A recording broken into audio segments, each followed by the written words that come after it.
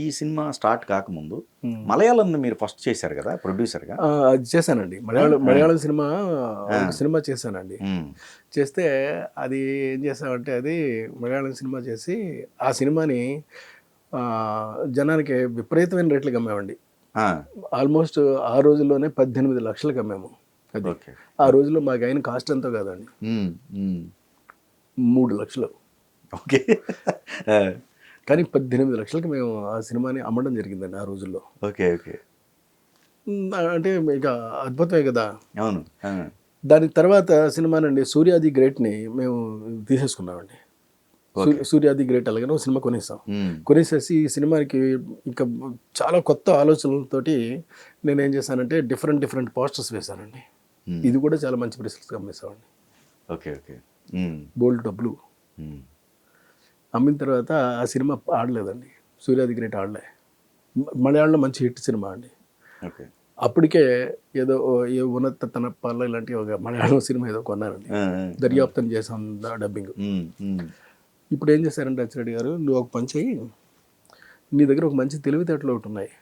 ఏంటంటే ఏదైనా చెప్పిన విషయాన్ని చెప్పినట్టు చెప్పకుండా చెప్పగలవు. ఓకే. అంచేత ఇది మానవద్దు, నువ్వు ఇదే చెయ్యి. ఓకే. చేయటం మూలంగా ఏంటంటే నీకు డెవలప్మెంట్లు బాగా పెరుగుతూ ఉంటాయి. నువ్వేం చేస్తావంటే ఇప్పుడు మనం ఒక పెద్ద తప్పు చేసాము, జనాన్ని మోసం చేసాం. మనం సూర్యాది గ్రేట్ అని ఒక సినిమా చేసాం, అది ఆడలేదు అని అంటే దానికి ప్రధానమైన కారణం ఎవరు అని అంటే నేను చెప్తున్నాను, నువ్వు ఇచ్చిన పోస్టర్స్, నీ 24 షీట్ ఇవి చూసి వాళ్ళు వచ్చి కొనేశారు. ఓకే. తప్పు మళ్ళీ మనం చేయొద్దు అని చెప్పండి. ఇక్కడి నుంచి మనము ద బెస్ట్ ఫిల్మ్స్ మాత్రమే చేసుకుందాం అని చెప్పి అప్పుడు ఈ సినిమా అయిన తర్వాత దర్యాప్తు అనే సినిమా ఉంది కదా అండి, ఈ దర్యాప్తు అనే సినిమాకి నువ్వు వెళ్ళి ఒక పని చేయి, ఎవరినైనా మ్యూజిక్ డైరెక్టర్ని పెట్టుకో అంటే ఎవరిని పెట్టానండి. పెడితే అందరిని కూర్చోబెట్టి ఇంకా చెప్తా ఉంటే నేనేమో ఇలా కాదు, ఇది ఇలా ఉండాలి అని చెప్పడం మొదలెట్టానండి. దాన్ని మొత్తం ఎడిటింగ్ చేస్తానండి. Okay okay. టోటల్గా ఎడిటింగ్ చేసేసి దాని మీద మొత్తం టోటల్గా రికార్డింగ్ అంతా మొత్తం చేయాల్సి వచ్చిందండి. వస్తే దానికోసం కూర్చోబెట్టానండి. కూర్చోబెడితే వాళ్ళు ఏమండి ఆ మ్యూజిక్ డైరెక్టర్ ఎందుకు వద్దు అంటే, ఆయన మర్యాద కొద్దీ చెప్తున్నానండి, మీరు చేయగలరు సార్, మీరు చేయలేకపోవటం ఏంటి? ఓకే. మీ దగ్గర స్టామినా ఉంది, మీకేమో తెలియట్లేదు అంతే. అంటే మీరు ఏదో ఏంటంటే మీకు వచ్చిరాని భాషలో మీరు చెప్తా ఉన్నారు, but we are able to understand it. Okay. నిజం చెప్పాలంటే ఇంత బాగా చెప్పేవాళ్ళు కూడా లేరు. మీకు ఏం కావాలో అది మీరు వచ్చేదాకా మీరు ఆగట్లేదు. అందుకని మీరు ఒక పని చేయండి, స్టార్ట్ డూయింగ్ మ్యూజిక్. అక్కడ టర్న్ అయింది మీకు? అక్కడ టర్న్ అయిందండి. Okay okay. అని చెప్పి అప్పుడు లేరండి ఈశ్వర్ గారు, ఆయన చెప్పారు. తర్వాత ఏమో కృష్ణ గారు ఆయన చెప్పాడు. ఆయన కిరాతకుడు సినిమా చిరంజీవి గారిది, కోదండరామిరెడ్డి గారి డైరెక్షన్. సో దాని బిఫోర్ క్యారెక్టర్ ఏం లేవు కదా, మీరు చేసినా కానీ అవి రిలీజ్ కాలేదు అనుకుంటా కదా, అంతేనా? ఏం పెద్ద ఏం చేయలేదండి, ఏం చేయలేదు, ఖాళీగా తిరుగుతూ ఉండేవాడి. పెద్దగా ఎవరు వేషాలు ఇచ్చిన వాళ్ళు ఎవరు లేరు. కానీ మీరు ఆ క్యారెక్టర్ చేయటం అంత తేలికైన విషయం కాదు. అయినప్పటికి కూడా కొన్ని అవమానాలు తప్పదండి, వాటిని ఛాలెంజ్ చేసుకొని మళ్ళీ వాళ్ళకే మీరు చేయటం అనేది డెఫినెట్గా అండి. దానికి ఒక కథ జరిగిందండి, చెప్తాను మీకు. ఓకే. ఏంటంటే ఆ సినిమా చేసేటప్పుడు యాక్చువల్గా కోదండరామిరెడ్డి గారు నన్ను రిజెక్ట్ చేశారండి. ఆయన సత్యమూర్తి గారు వెళ్ళి చెప్పారు. అప్పుడు నేను సత్యమూర్తి గారి దగ్గర ఉండేవాడిని అండి. సత్యమూర్తి గారి దగ్గర ఉండేవాడిని. అప్పుడు నాకు ఈ సి కళ్యాణ్ గారు వీళ్ళందరూ బాగా క్లోజ్ ఫ్రెండ్స్ వాళ్ళందరూ అండి. సత్యనారాయణ రెడ్డి గారు ఒక ఆయన, ఇట్లాగే గాంధీ అని ఒక ఆయన, ఇలా వీళ్ళందరూ కూడా మంచి ఉండేవాళ్ళు.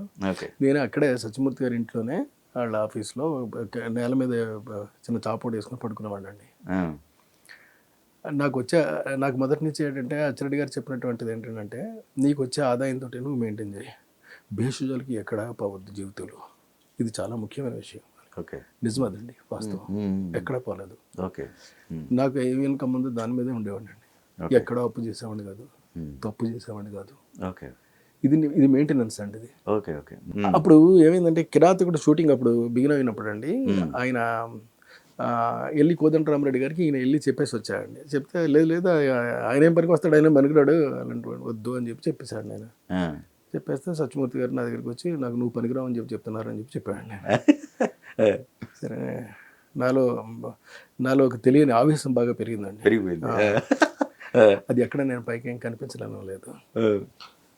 కనిపించకుండా సరే అని చెప్పేసి నేను సైలెంట్గా ఏం చేశానంటే కొన్ని డబ్బులు పోగేసుకునండి. ఈ డబ్బులతోటి కొన్ని పిక్చర్స్ తీశానండి, ఫొటోస్ నేనండి. తీసి సేమ్ ఆ గెటప్ వేసుకున్నాండి. నాకు తెలుసు కదా ఆ కథ, నేను సత్యమూర్తి గారితో కూర్చొని నేనే కదా అంచేత ఆ గెటప్కి ఏమేం కావాలో అవన్నీ వేసుకునండి. నేను ఆ గెటప్లో ఉంటే ఎలా ఉంటాను అలాగని చెప్పేసి అసలు క్యారెక్టర్ కూడా మీరే ఫిక్స్ చేసుకున్నారు. విషయం ఏంటంటే అంతేనా? ఈ క్యారెక్టర్ కూడా ఆయన వాళ్ళే ఫిక్స్ చేశారు. వాళ్ళే ఫిక్స్ చేశారు. ఓకే, నేనేం చేయలేదు. అయితే ఓకే, ఇంటర్ఫిరెన్స్ ఏం లేదు. Okay okay. ఆ క్యారెక్టర్ ఏదైతే అనువుగా ఉంటుందో ఆ స్టిల్స్ తీసుకెళ్ళి నేను సత్యమూర్తి గారికి ఇచ్చానండి. సత్యమూర్తి గారు చూసి షాకే, ఎవరైనా అని అడిగాడు ఆయన. అడిగితే అంటే మీ దగ్గర అబద్ధం చెప్పలేను కాబట్టి చెప్తున్నానండి నేనే అన్న. నువ్వేంటి ఇలాగేంటి ఇదేంటిది ఇంత బాగున్నాడు కుర్రాడు, చాలా బాగున్నాడయా, ఈ ఫోటోలు చూపెడితే ఓకే అయిపోద్ది అన్నాడు ఆయన. ఓకే, అయితే ఓ పని చేయండి, మీరు వెళ్ళి ఈ ఫోటోలు చూపెట్టండి కోదండరామరెడ్డి గారికి, ముందు ఏది చెప్పొద్దు పలానా కుర్రాడు అలాగని చెప్పి ఓకే మీరు చూపెట్టండి.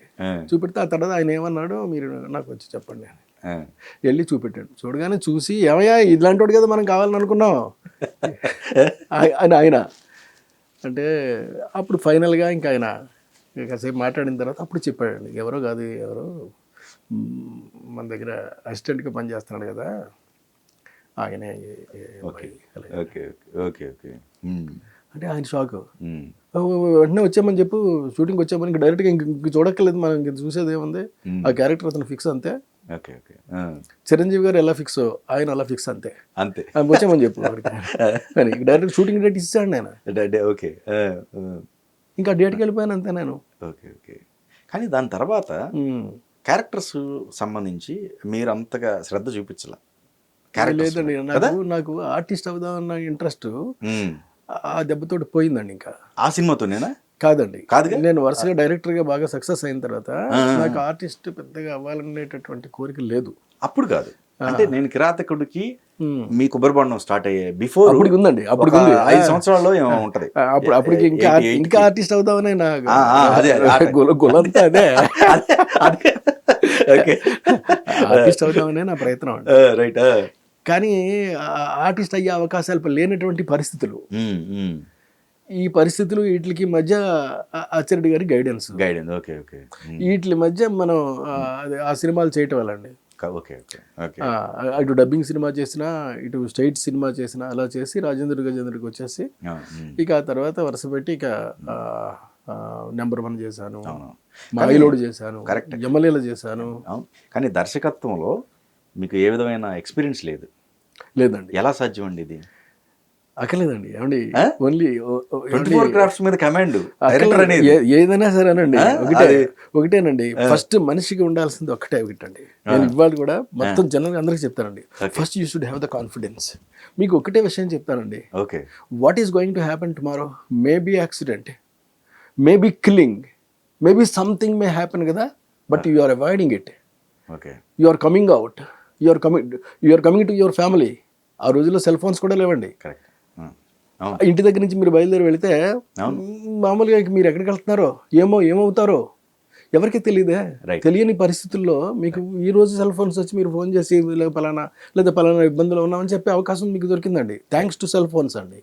But at the same time you have no facility. But ఆ రోజుల్లో ఏదో ఒకటి చేయటమేనండి, వెళ్ళటమే ఏదో చేయటమే. ఇలాగ తెలిసిన నేనండి. ఎస్, రేపటి గురించి మనకు తెలియదు కదా, రేపటి గురించి మనకు తెలియనప్పుడు మన గురించి మనకు తెలుసున్నదల్లా ఒకటే, కాన్ఫిడెన్స్. ఆ కాన్ఫిడెన్స్ కనుక మనలో ఉంటే మనం ఏదైనా చేసేయచ్చు. Nothing is impossible to a human being to become himself as a great man. ఇది నాకు తెలుసున్నటువంటి సత్యం అండి. ఆ రోజు తెలుసు, ఈ రోజు తెలుసు, రేపు కూడా తెలుస్తుందండి. చేస్తాను, అలాగే చేస్తాను, అలాగే చేసుకుంటూ వచ్చానండి. అలా చేసుకురావడం మూలంగానే మీకు అన్ని సినిమాలు వరుసటి సూపర్ డూపర్ హిట్స్ వచ్చాయి. డెఫినెట్గా. అసలు ఒక క్రాఫ్ట్ కాదు, మీరు డైరెక్షన్ పక్కన పెడితే అటు అప్పుడు అప్పుడు ఏం Screen చేశాను playలో- నేను, కొబ్బరి బొండ ఒక్కటే నేను ప్రొడ్యూసర్గా ఉన్నానండి. Hmm, తర్వాత కాడి నుంచి నేను గజేంద్ర గారి దగ్గర నుంచి నేను ఇంక ప్రొడ్యూసర్గా లేను. ఎందుకంటే ఆ బాధ్యతలన్నీ కూడా అచ్చిరెడ్డి గారికి అప్పచెప్పేసా. రైట్. ఇక అచ్చిరెడ్డి గారి పాపం కింద మీద పడి ఆయన ఎవరికి ఎలా చెప్పుకునేవాడో ఏం చేసేవాడో తెలియదండి. ఇలాగా కొంతకాలం జరిగిపోయిందండి. అమ్మ ఇంకా చాలా సినిమాలు అయిపోయినాయండి. అవునవును. అయిపోయిన తర్వాత ఒరే నువ్వు మొదటి నుంచి ఒక ఆలోచనలో ఉన్నావు కదా ఆర్టిస్ట్గా, వై డోంట్ యూ ట్రై అలాగేనండి. అంటే ఏం పెద్ద అంత ఇంకెక్కువ నాలు ఇప్పుడు ఇంకా అది లేదు, డైరెక్టర్గా సక్సెస్ సాధించాం కదా. ఆ, అయినప్పటికి కూడా నువ్వు అనుకున్నావు కదా, చెయ్యి, డబ్బులు ఉన్నాయి కదా, చెయ్యి, ఓకే. ఒక్క సినిమా చేసి చూడు పోనీ, నువ్వు తర్వాత కావాలంటే మానేద్ది కానీ ఓకే. అంటే ఉగాది చేశానండి. ఓకే. ఆ, అది మొత్తం మీద ఏదో 100 days ఆడింది. దాసనారాయణ గారు వచ్చారు ఆ ఫంక్షన్కి, ఆడింది. తర్వాత అభిషేకం చేశాను. అభిషేకం చేశారు. ఇవాళ టీవీలో అభిషేకం విపరీతంగా నచ్చుతుంది. బట్ ఆ రోజుల్లో డబ్బులు వచ్చిన సినిమా కాదు అది. ఓకే. ఓకే. బట్ ఇవాళ విపరీతంగా నచ్చుద్ది. ఎందుకంటే టీవీలో వస్తుంది కాబట్టి చూసి శబాష్ బాగుంది, బాగా చేసావు అని అభినందిస్తారంతే. నేను చేయటం వరకే చూసి చేస్తాను. మీ కోరిక అలా తీర్చుకున్నారు. మొత్తం మీద అలా చేసిన తర్వాత ఇక తర్వాత ఇది కరెక్ట్ కాదు నాకు, మనం ఇంకా సినిమాలు ఎక్కువ చేయడం అంత ఇది కాదు, మనం దర్శకత్వం మీద కాన్సన్ట్రేట్ చేద్దాం. Because God has given me such a capabilities అండి. భగవంతుడు ఇచ్చాడు. ఇచ్చినప్పుడు ఆ విధంగా వెళ్ళడం మానేసేసి మనం ఇంకొక విధంగా మనం ప్రయత్నం చేస్తే మాత్రం ఎంతవరకు సక్సెస్ అవుతాము అబ్బా. ఓకే. ఓకే. అని చెప్పి నేను నా యాంగిల్లో నేను వెళ్ళడం మొదలుపెట్టానండి.